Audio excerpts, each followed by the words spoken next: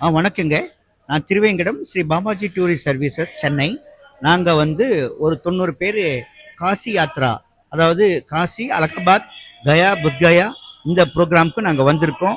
இங்கே இப்போ நாங்கள் கயாவில் விஷ்ணுபாதம் டெம்பிளில் பெரியவங்களுக்கு முன்னோர்களுக்கெல்லாம் தர்ப்பணம், பிண்டம் தர்ப்பணம் கொடுத்துட்ருக்கோம். பல்குனி நதி இங்கே இருக்குது, விஷ்ணுபாதம் கோவில் இங்கே இருக்குது. எல்லாருமே ஒரு 45 பேர் பெரியவங்களுக்கு முன்னோர்களுக்கு தர்ப்பணம் கொடுக்குறாங்க, பிண்ட தர்ப்பணம் கொடுக்குறாங்க. இது ரொம்ப இந்த கோவிலில் அது செய்கிறது ரொம்ப ரொம்ப பெரிய ஒரு விஷயம். இதை கம்பல்சரியாக ஒரு ஃபேமிலியில் ஒரு இருந்தோம் சொன்னால் நம்மளுடைய முன்னோர்களுக்கும் நம்மளுடைய தர்ப்பணம் பிண்ட தர்ப்பணம் இங்கே கொடுக்கறது அந்த அளவுக்கு விசேஷம். குடும்ப சேமமாக இருக்கும், முன்னோர்களுடைய ஆசீர்வாதம் நம்மளுக்கு கிடைக்கும். இந்த சூழ்நிலையில் இங்கே நம்ம இப்போ கயால நம்ம இங்கே இது கொடுக்குறோம், பிண்ட பிரதானம். நம்ம 45 பேர் நம்ம கூட வந்தவங்க பண்ணிக்கிட்டு இருக்காங்க. இது ரொம்ப விசேஷம். நீங்கள் பார்க்குறவங்க அத்தனை பேரும் இதே போல் கயாவுக்கு பிண்டம் 32 பிண்டம் பிரதானம் பண்ணிட்டு விஷ்ணுபாதம் டெம்பிளில் அந்த பிண்டத்தை கரைச்சிட்டு போனால் அவ்வளோ விசேஷம். குடும்பம் சேமமாக இருக்கும், முன்னோர்களுடைய ஆசீர்வாதம் நம்மளுக்கு கிடைக்கும். நம்மளுடைய எதிர்காலமும் நம்மளுடைய பிள்ளைகளுடைய எதிர்காலமும் செழிப்பாகவும் வளமாகவும் நலமாகவும் இருக்கும். அதனால் இந்த ப்ரோக்ராமை பார்க்குறவங்க கண்டிப்பாக நீங்களும் அடுத்த முறை காசி கயா யாத்திராவில் கலந்துக்கிட்டு இந்த பிரயாக்ராஜ் காசிலையும் காசியில் தர்ப்பணமும், கயாவில் பிண்ட பிரதானமும், அதே மாதிரி அலகாபாத்தில் தம்பதி பூஜை, வேணி பூஜை, தம்பதி பூஜை செய்துக்கிட்டு வர்றது அவ்வளோ விசேஷம். இந்த சூழ்நிலையில் நாங்கள் இப்போ இந்த 8 நாள் ப்ரோக்ராமை பக்காவாக பண்ணிக்கிட்டு இருக்கோம். தேங்க்யூ. இப்போ நம்ம கயால பல்குனி ரிவர் அதை நம்ம பார்த்துக்கிட்டு இருக்கோம். இந்த பல்குனி ரிவர் இந்த கயால அவ்வளோ விசேஷமான ஒரு நதி. அங்கே பாருங்க, மலை இருக்கு, பல்குனி நதியில தண்ணி போயிட்டு இருக்கு. இந்த மாதிரி பல்குனி நதியில நம்ம தண்ணி பார்க்கறதுன்றது அவ்வளோ விசேஷம். பல்குனி நதியில எவ்வளோ வெள்ளம் வந்தாலும் உடனே அது வற்றி போயிடும். அந்த மாதிரி ஒரு சாபம் இந்த பல்குனிக்கு இருக்கு. இந்த சமயத்துல இந்த பல்குனி ரிவர்ல எவ்வளோ தண்ணியை பார்க்கறதும் ரொம்ப விசேஷமான ஒரு விஷயம். ஆகையால இவங்க வந்தவங்கெல்லாம் இந்த தண்ணியை பார்த்துட்டு அதை ஆசீர்வாதம் பண்ணிட்டு அவங்க அவங்க நல்ல திருப்தியா அவங்க வீட்டுக்கு செல்றாங்க. இது போல ஒரு நல்ல விஷயத்த கலந்துக்கிட்டு இந்த மாதிரி ஒரு புண்ணிய தீர்த்தத்துல பார்க்க சாந்தி உங்கெல்லாம் பிண்டம் பூஜா எல்லாம் இங்கே முடிச்சு போச்சு. எல்லாம் பேசும்போது எல்லாம் பூரா பிண்டம் கர்ம. அதாவது இந்த கயா அப்படின்னு எப்படி வந்தது அப்படின்னு நம்ம பார்த்தோம்னா, அந்த காலத்தில் கயாசுரன் அப்படின்ற ஒரு கொடிய அசுரன் இருந்தாராம். அந்த அசுரன் அசுரனாக இருந்தாராம். ஆனால் மகாவிஷ்ணுவை நினைத்து கடும் தவம் செய்தாராம். என்ன தவம் செய்தார் அப்படின்னு நம்ம பார்த்தோம்னா, அவர் தவம் செய்யும்போது மகாவிஷ்ணு அவர் முன்னாடி தோன்றினாராம். தோன்றின பிறகு உனக்கு என்ன வேண்டும் அப்படின்னு மகாவிஷ்ணு கேட்டாராம். அதற்கு கயாசுரன் சொன்னாராம், என்னை யார் பார்த்தாலும் சரி, என்னை யார் தொட்டாலும் சரி, அவர்களுக்கு பாவ விமோச்சனம் கிடைக்க வேண்டும் அப்படின்னு கேட்டாராம், வரன் கேட்டாராம். அதற்கு மகாவிஷ்ணு சரி அப்படியே ஆகட்டும் அப்படின்னு சொன்னாராம். அப்போ என்ன ஆச்சா, உலகத்தில் அனைத்து உயிர்களும் எல்லாரும் யார் கயாசுரனை பார்த்தாக்கவே அவர்களுக்கு பாவ விமோச்சனம் கிடைத்து விட்டதாம். அதனால் உலகம் தர்ம சமநிலை இல்லாமல் நடுங்கியதாம். எல்லாருக்குமே கர்ம வினை அனுபவிக்காமல் அவர்களுக்கு பாவ விமோச்சனம் அப்படியே உண்டாயிற்றான். இதை பார்த்த பிறகு தேவர்களும் முனிவர்களும் என்ன செஞ்சாராம், அவர்கள் மகாவிஷ்ணுவிடம் சென்று முறையிட்டார்களாம். இந்த மாதிரி உலகம் தர்ம சமநிலை இல்லாமல் இருக்கிறது. ஏன்னா யாரெல்லாம் கயாசுரனை பார்க்கிறார்களோ அவர்களுக்கு பாவ விமோச்சனம் ஏற்படுகிறது. அதனால் அவர்கள் கர்ம வினை அனுபவிக்கவில்லை. அதனால் என்ன செய்கிறது, அதனால் உலகம் தத்தளித்ததாம். அப்போது மகாவிஷ்ணு என்ன செய்தாராம், அவர் மகாவிஷ்ணு சொன்னாராம், இந்த மாதிரி உலகம் சேமத்திற்காக உன்னுடைய உடல் மீது நாங்கள் மகா யாகம் செய்ய வேண்டும் அப்படின்னு கூறினாராம். அதற்கு கயாசுரன் சரி அப்படியே ஆகட்டும் சொல்லிட்டு தரையில் படுத்து கொண்டாராம். அப்போ மகாவிஷ்ணு அவருடைய பாதத்தை கொண்டு அவருடைய மார்பில் அமுத்தினாராம். அப்போதும் வந்து அவருடைய உடல் வந்து அசைந்து கொண்டிருந்தாராம். மார்பில் மகாவிஷ்ணுவுடைய பாதத்தை வந்து அப்படியே அமர்த்தினாராம். அமர்த்திய பிறகு அவர் வந்து இந்த இடத்திலேயே நீர் நிலை பெற்றிருக்க வேண்டும் அப்படின்னு மகாவிஷ்ணு வந்து கூறினாராம். உடனே கயாசுரன் வந்து பூமியில் நிலை பெற்றார். இப்போ அந்த விஷ்ணு பாத சுவடுகள் வந்து இன்றும் வந்து பக்தர்கள் வந்து கயாவில் விஷ்ணு பாதத்தை வந்து பக்தர்கள் வந்து தரிசிக்கிறார்கள். அங்கே வந்து விஷ்ணு பாதம் வந்து நமக்கு தருகிறார்கள். கயாவில் விஷ்ணு பாத கோவிலில் வந்து நமக்கு விஷ்ணு பாதம் வந்து அவர்கள் தருகிறார்கள். உடனே வந்து கயாசுரன் கூறினாராம், இந்த இடம் வந்து என்னுடைய பெயரில் வந்து அழைக்கப்பட வேண்டும். அதாவது கயா அப்படின்ற பெயரில் வந்து இந்த இடம் வந்து அழைக்கப்பட வேண்டும். யார் என்னை வந்து மிதிக்கிறார்களோ, என்னுடைய ஸ்தலத்திற்கு வருகிறார்களோ அவர்களுக்கு வந்து பாவ விமோச்சனம் ஏற்பட வேண்டும் அப்படின்னு கயாசுரன் வந்து மகாவிஷ்ணு கிட்ட கேட்டுக்கொண்டாராம். அப்போ மகாவிஷ்ணு என்ன செய்தாராம், சரி அப்படியே ஆகட்டும் அப்படின்னு மகாவிஷ்ணு வந்து அவருக்கு வரம் கொடுத்தாராம். மேலும் யாரெல்லாம் வந்து இந்த இடத்துல கயா இடத்துல வந்து பிண்ட தானம் செய்கிறார்களோ அவர்களுக்கெல்லாம் பாவ விமோச்சனம் கிடைக்க வேண்டும் என்று வேண்டிக் கொண்டாராம். மகாவிஷ்ணு சரி அப்படியே ஆகட்டும் அப்படின்னு அவருக்கு வரம் கொடுத்தார். இதன் பிறகு இந்த இடம் வந்து கயா என்ற பெயரில் வந்து அழைக்கப்படுகிறது. இதன் பின்னர் வந்து இந்த இடம் வந்து கயா என்று புனித தலமாக இந்த தலம் வந்து நிலை பெற்றிருக்கிறது. இங்கு வந்து ஏன் வந்து பித்ரு தானம் அதாவது பிண்ட தானம் செய்கிறார்கள் அப்படின்னு பார்த்தோம்னா, இங்கே வந்து மகாவிஷ்ணுவின் அருள் வந்து நிலைத்து நிற்கிறது. அது மட்டும் இல்லை, கயாசுரனின் பலன் அதாவது அவர் மேலும் இந்த கயா ஸ்தலத்தில் யாரெல்லாம் வந்து பிண்ட தானம் செய்கிறார்களோ அவர்களுக்கு வந்து மிகுந்த மோட்சத்தையும் மிகுந்த திருப்தியும் கிடைக்கிறது என்பது நம்பிக்கை. அதனால் உலகத்திலிருந்து நிறைய பேர் பக்தர்கள் வந்து இங்கு வந்து கயாவில் வந்து பிண்ட தானம் தன்னுடைய முன்னோர்களுக்கு செய்கிறார்கள்.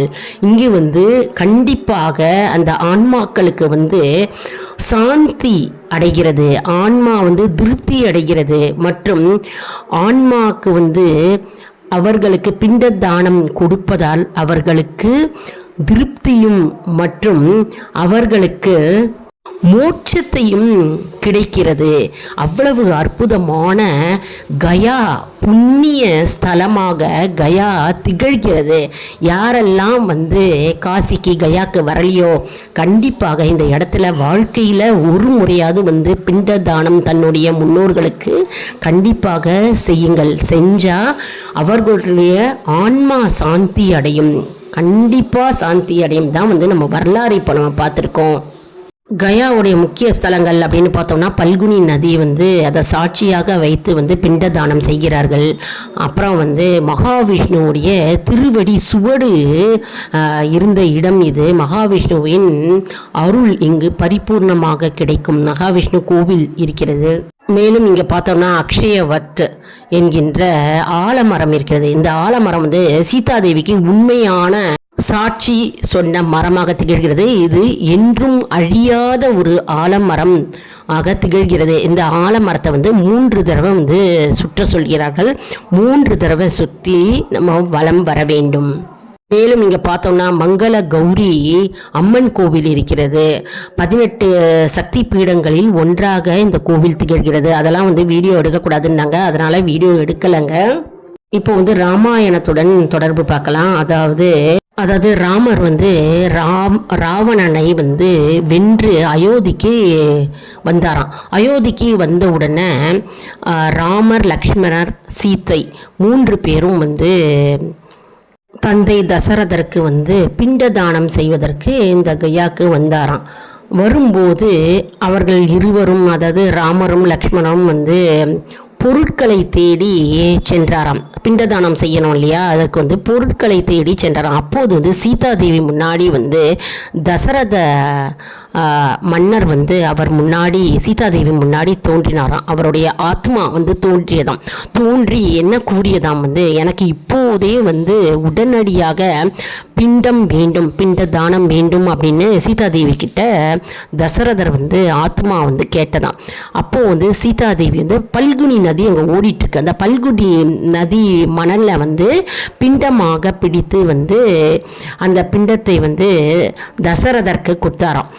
கொடுத்த உடனே தசரதர் வந்து ஆத்மா வந்து சாந்தி அடைந்ததாம். சாந்தி அடைந்த உடனே சீதாதேவியை ஆசீர்வாதம் செய்த பிறகு தசரத மன்னருடைய ஆத்மா வந்து மறைந்ததாம். பின்னர் வந்து ராமர் வந்து சாட்சி கேட்டாராம். சாட்சி கேட்ட உடனே திரும்பி சாட்சி கேட்டாங்க. பல்குனி நதி வந்து பொய் சாட்சி சொன்னதாம், பசு பொய் சாட்சி சொன்னதாம், அப்புறம் துளசி செடி பக்கத்தில் இருக்குல்ல அது பொய் சாட்சி சொன்னதாம். அதுக்கப்புறம் வந்து ஒரு அந்தனர் அவர் வந்து பொய் சாட்சி சொன்னாராம். இவர்கள் 4 பேரும் பொய் சாட்சி சொன்னாராம். ஆனால் வந்து அங்கே இருக்கிற அக்ஷயவட் என்கின்ற ஆலமரம் வந்து உண்மையை கூறியதாம். அதனால் சீதாதேவி வந்து அந்த அக்ஷயவட் என்கின்ற ஆலமரத்துக்கு வந்து அழியாத வரம் கொடுத்தாராம். ஏன்னா உண்மையை கூறியதுனால அக்ஷயவட் என்கின்ற ஆலமரத்துக்கு வந்து அழியாத ஒரு வரத்தை பெற்றதாம். பின்னர் வந்து பல்குனி நதியை வந்து சாபம் இட்டாராம் சீதாதேவி. என்ன சாபம் அப்படின்னு பார்த்தோம்னா, பல்குனி நதியில் வந்து எப்பேற்பட்ட வெள்ளம் வந்தாலும் அது வறண்டு போய்விடும். அதுக்கப்புறம் வந்து அந்த பல்குனி நதி வந்து பூமிக்கு அடியில், அதாவது மணலுக்கு அடியில் ஓடுகின்றது. எப்போவுமே வந்து காய்ந்த நிலையில் இருக்கின்ற ஒரு வரத்தை பெற்றதாம் பல்குனி நதி. இரண்டாவதாக பார்த்தோம்னா பசுக்கு வந்து அனைத்து சக்திகளும் வந்து அதனுடைய பின்பக்கத்தில் தான் இருக்க வேண்டும் என்று சாபத்தை அளித்தாராம். அதன் பின்னர் துளசி இருந்தது இல்லையா, பொய் சாட்சி சொன்ன துளசி, அந்த துளசி செடி வந்து எந்த சிரார்த்தத்துக்கும் வந்து பயன்படுத்தக்கூடாது அப்படின்ற சாபம் வந்து சீதாதேவி இட்டாராம். அதன் பின்னர் ஒரு அந்தனர் இருக்கார் இல்லையா, அந்த அந்தனருக்கு வந்து அங்கே இருக்கின்ற எப்பேற்பட்ட பொருட்களை கொடுத்தாலும் திருப்தி அடைய மாட்டார் என்கின்ற சாபத்தை சீதாதேவி வந்து இந்த 4 பேருக்கு இட்டாராம். அந்தனர் எப்பேற்பட்ட தானத்தை வாங்கினாலும் சரி அவர்கள் வந்து திருப்தி அடைய மாட்டார் என்கின்ற சாபத்தை வந்து அந்தனர் பெற்றார். பசுவிற்கு வந்து அதனுடைய பின்பக்கம் வந்து புனிதமாக இருக்க வேண்டும் என்கின்ற ஒரு சாபத்தை பெற்றார். எனவே இந்த கயால யாரெல்லாம் வந்து பிண்ட தானம் செய்கிறார்களோ தன்னுடைய முன்னோர்களுக்கு பித்ருக்களுக்கு, அவர்களுக்கு வந்து மோட்ச நிலையை அடைகிறார்கள். மற்றும் வந்து இது புண்ணிய ஸ்தலமாக திகழ்கிறது. மேலும் வந்து பரிபூர்ண திருப்தி அந்த ஆத்மாக்கள் வந்து அவர்களுக்கு கிடைக்கும் என்பது நம்பிக்கை. அதனால் அவர்களுடைய ஆத்மா வந்து பரிபூர்ணமாக சாந்தி அடைகிறது.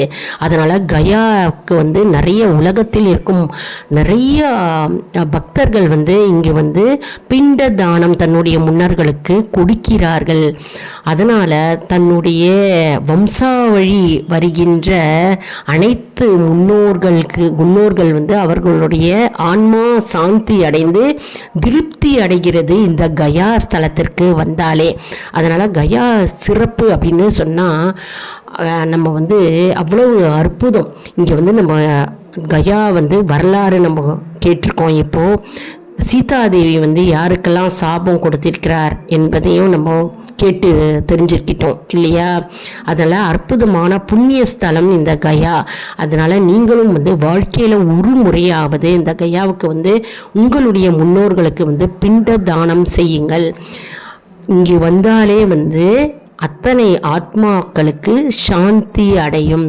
மற்றும் அந்த ஆத்மாக்கள் வந்து பிண்டத்தை வாங்கி கொண்டு அவர்கள் திருப்தி அடைவார்கள். மேலும் நம்முடைய சங்கதியரின் சங்கதியர் வந்து ஆசீர்வதிக்கப்படுகிறது என்பது நம்பிக்கை. என்ன அன்பர்களே, இந்த வீடியோ உங்களுக்கு மிகவும் பயனுள்ளதாக இருக்கும் என்று நான் நம்புகிறேன். இந்த வீடியோவுக்கு ஒரு லைக் கொடுங்க. இதை மற்றவர்களுக்கும் ஷேர் செய்யுங்கள், அவர்களும் பலனடையட்டும். நம்முடைய சேனலில் நிறைய பேருக்கு ஷேர் பண்ணுங்கள். ஏன்னா வந்து யாரெல்லாம் கயாவுக்கு காசிக்கு வரலையோ இதன் மூலம் அவர்கள் வந்து வரலாம் இல்லையா. நாங்கள் வந்து டூரிஸ்ட்டில் நாங்கள் போனோம். பாபாஜி டூரிஸ்ட் சர்வீசஸ் சென்னையிலேருந்து நாங்கள் போனோம். மொத்தம் 90 பேருங்க. 45 பேர் நாங்கள் வந்து பிண்டதானம் செய்தோம். அதாவது குரூப் 1 குரூப் 2வாக பிரித்தாங்க. அருமையாக இருந்தது இந்த ட்ராவல்ஸு, இந்த டூரிஸ்ட்டு இதில். நாங்கள் வந்து எல்லாரும் கலந்து மகிழ்ச்சியாகவும் சந்தோஷமாகவும் வந்தோம். நன்றி, வணக்கம்.